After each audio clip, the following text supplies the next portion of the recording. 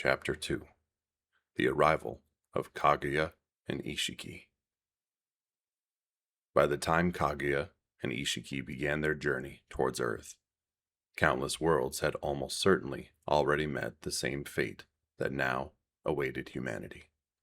The Otsutsuki did not travel aimlessly through space. Every expedition followed a purpose refined over untold generations.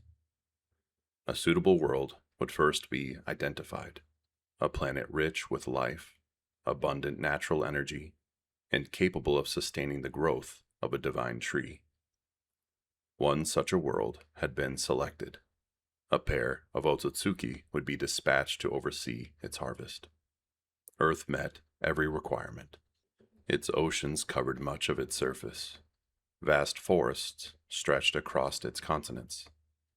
Animal life flourished in extraordinary variety, while humanity had spread into numerous kingdoms and settlements. Although mankind possessed no chakra, every living thing contained the life force necessary to nourish a divine tree. To the Otsutsuki, the planet represented an enormous reservoir of untapped potential. Exactly how Kaguya and Ishiki crossed the immense distances between worlds remains unknown. Canon never explains the mechanics of interstellar Otsutsuki travel. Whether they traveled dimensions, manipulated space itself, or employed methods unique to their clan has never been revealed. What is certain is that crossing the void between planets was not an impossible feat for them. By the era in which Earth entered their sights, such journeys appeared to have been routine. When they finally arrived, they entered a world utterly unprepared for their presence.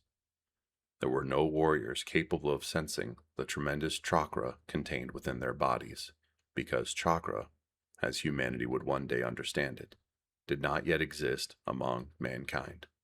No ancient guardian awaited them. No civilization possessed weapons that could threaten beings of their stature. The strongest kings and armies on Earth would have appeared insignificant beside two members of a civilization that had spent ages consuming entire planets. Their mission should have unfolded without resistance. Yet before examining what occurred on Earth itself, it is important to understand the ritual they had come to perform. The harvest of a world required more than simply planting a divine tree. The tree itself originated from the Ten-Tails, a living entity unlike any creature humanity would later encounter. In its dormant form, the Ten-Tails existed as a seedling capable of developing into a divine tree under the proper conditions. But the transformation demanded an extraordinary sacrifice, an Otsutsuki. This requirement reveals one of the most unsettling truths about the clan's civilization. While the Otsutsuki viewed themselves as superior to every other known form of life, they were not exempt from the price demanded by the divine tree. To cultivate a chakra fruit worthy of consumption, one member of the pair had to be offered to the Ten-Tails. Only then could the divine tree begin drawing upon the life of an entire planet. Within the hierarchy described in later canon, Ishiki held the superior rank. Kaguya served beneath him. Although the precise responsibilities assigned to each have never been fully detailed, the evidence strongly indicates that Kaguya was intended to become the sacrifice, while Ishiki would ultimately consume the chakra fruit produced by the Earth's harvested life. This arrangement aligned with the clan's rigid hierarchy, in which lower-ranking members could be expended for the advancement of those above them. From the perspective of the Otsutsuki, there was nothing unusual about such a fate. It was duty. Whether Kaguya accepted that role willingly, secretly feared it, or had already begun questioning the values of her people remains one of the greatest unanswered questions in Naruto's ancient history. The series deliberately leaves her motivations ambiguous. Different characters later speculate about why she acted as she did, but none witnessed the moment themselves. What happened next occurred before humanity understood even the existence of the Otsutsuki. At some point after arriving on Earth, but before the harvesting ritual could be completed, Kaguya attacked Ishiki. The assault was sudden, unexpected, and devastating. Ishiki would later explain that he had been caught completely off guard, believing himself to be among allies and facing no conceivable threat from the primitive world around him. He had no reason to anticipate betrayal from his own partner. Kaguya exploited that trust. The exact techniques she employed have never been shown in canon. Neither the manga nor the anime depicts the confrontation in full. We do not know how long the battle lasted, or whether it could truly be called a battle at all. The surviving evidence suggests something closer to an ambush. What is known is the outcome. Ishiki suffered catastrophic injuries. His body was mutilated so severely that the lower half was destroyed entirely. Mortally wounded and on the brink of death, he could no longer complete the mission for which he had been sent. For nearly every living creature, such injuries would have marked the end. For an Otsutsuki, survival remained barely possible. Driven entirely by instinct and an overwhelming refusal to die, Ishiki encountered a wandering Buddhist monk named Jigen. The monk could not have understood what stood before him. He would have seen only a dying, grotesquely wounded being, unlike anything humanity had ever witnessed. Ishiki acted immediately. Using a technique unique to his people, he shrank his own damaged body and forced his way into Jigen's ear, entering the man's brain and taking control from within. The process did not restore Ishiki's body. It merely preserved his consciousness. Jigen remained alive, but his life was no longer his own. From that moment forward, Ishiki survived as a parasite inhabiting another human being. It was a desperate solution born from desperation rather than design. Jigen's body was never intended to permanently contain someone as powerful as Ishiki. The strain placed upon it would become increasingly apparent over the centuries that followed. But in that single moment, it accomplished the only objective that mattered. Ishiki lived. While Ishiki struggled to simply survive, Kaguya stood alone upon Earth. For the first time in history of the mission, the ancient harvesting ritual had been interrupted. But why? This remains one of the defining mysteries of the Naruto universe. Perhaps Kaguya feared becoming a sacrifice demanded by the divine tree. Perhaps she coveted the chakra fruit for herself. Perhaps something about Earth stirred emotions that no previous world had awakened. Perhaps she had already feared the judgment of the Otsutsuki clan, and believed greater power offered her only chance of survival. Later events provide clues, but at this point in history, no definitive answer exists. What can be said with certainty is that her decision forever altered the destiny of the planet. Had she remained loyal to the mission, humanity would almost certainly have vanished before ever discovering chakra. The divine tree would have consumed the world's life. The chakra fruit would have been harvested according to Otsutsuki tradition, and Earth would have joined the countless forgotten planets left behind in the wake of their endless search for evolution. Instead, two separate histories began unfolding at the same time. Hidden from the world, Ishiki began the long struggle to recover from wounds that should have killed him. Elsewhere, Kaguya prepared to carry out the mission, but now on her own terms. She possessed the 10 tails. She possessed the knowledge required to cultivate the divine tree, and with no superior remaining to command her actions, the fate of Earth rested entirely in her hands. The ancient cycle had been broken. What happened next would transform not only Kaguya herself, but the very nature of life on Earth. The world still belonged to humanity, but that would not remain true for long. Chapter 3. The 10 Tails and the Divine Tree.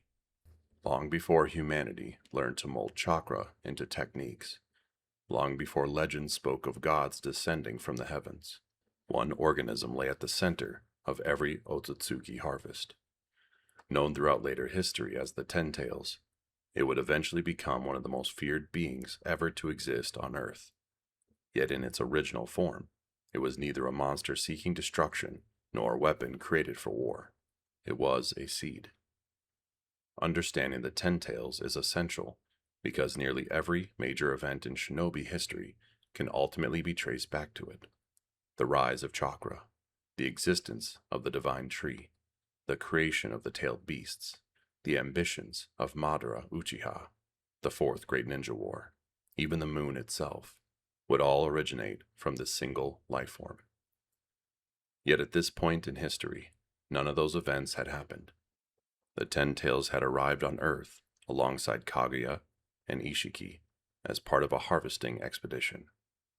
Unlike the animals that inhabited Earth, the Ten Tails was not truly an animal at all.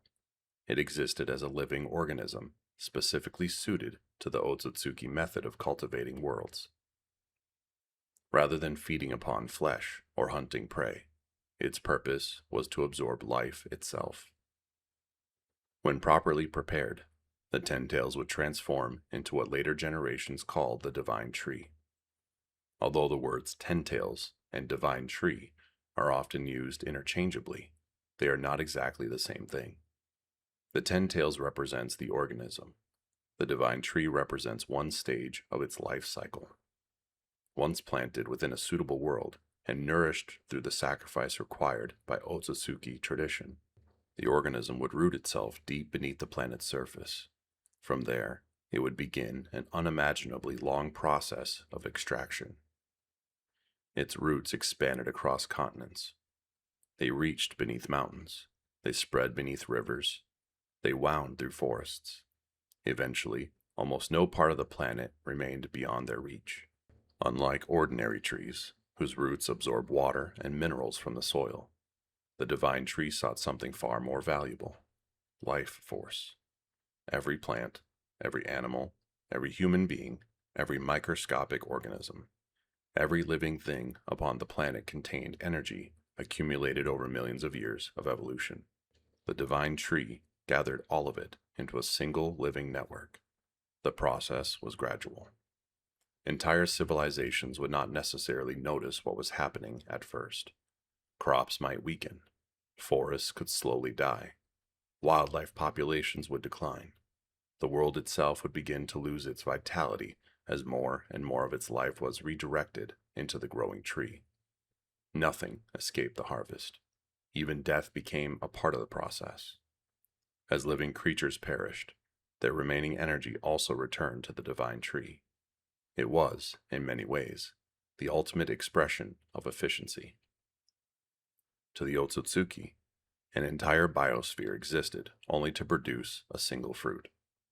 That fruit, the chakra fruit, was unlike anything naturally occurring on Earth. Rather than growing from sunlight and nutrients, it represented the concentrated life of an entire planet. Every generation of life, every forest, mountain, ocean, every civilization, reduced to a single object small enough to be held within one pair of hands. The power contained within such a fruit was beyond human comprehension. Consuming it fundamentally altered the individual who ate it, dramatically increasing their chakra and accelerating their evolution. The Otsutsuki did not simply become stronger through training. They evolved by consuming worlds. This raises an obvious question. If the Divine Tree was capable of harvesting an entire planet, why did the Otsutsuki require one of their own to be sacrificed? Even within the Naruto canon, this question is only partially answered. The sacrifice appears to serve as the catalyst that allows the Ten Tails to mature into a fully functioning Divine Tree. An Otsutsuki possesses chakra unlike any other form of life in existence. By feeding upon one of its creators, the organism gains the necessary foundation to begin absorbing the vastly weaker life energies found across the planet. In effect, the sacrificed Otsutsuki becomes the first nourishment from which the entire harvest grows. It is a grim irony. The clan regarded itself as the pinnacle of evolution, yet every step closer toward greater power required one of its own to fall. This cycle explains why rank mattered so greatly within Otsutsuki society. The higher-ranking member would inherit the harvest. The lower-ranking member became part of it. By the time Kaguya and Ishiki reached Earth, that outcome should already have been decided. History suggests that Ishiki, as the superior-ranking Otsutsuki, was expected to survive the ritual and eventually consume the chakra fruit. Kaguya's role was almost certainly meant to end at the roots of the divine tree. But history no longer followed the plan. Ishiki had been betrayed. Grievously wounded, he had vanished from the mission entirely. The ritual remained incomplete. For perhaps the first time in countless harvests across the universe, an Otsutsuki expedition stood on the verge of failure. Earth should have been spared. Instead, Kaguya chose another path. Standing alone upon a world whose people could neither understand nor oppose her, she possessed knowledge no human civilization could even imagine. She knew how the divine tree functioned. She knew what the chakra fruit would become. She understood the power waiting to be claimed. No superior remained to command her. No partner remained to stop her. The ancient ritual had collapsed. Yet the possibility of obtaining the chakra fruit still remained. The decision Kaguya made in those moments would forever separate Earth's history from every other world harvested by the Otsutsuki. For instead of following the ancient customs of her clan, she decided that the fruit would belong to her alone.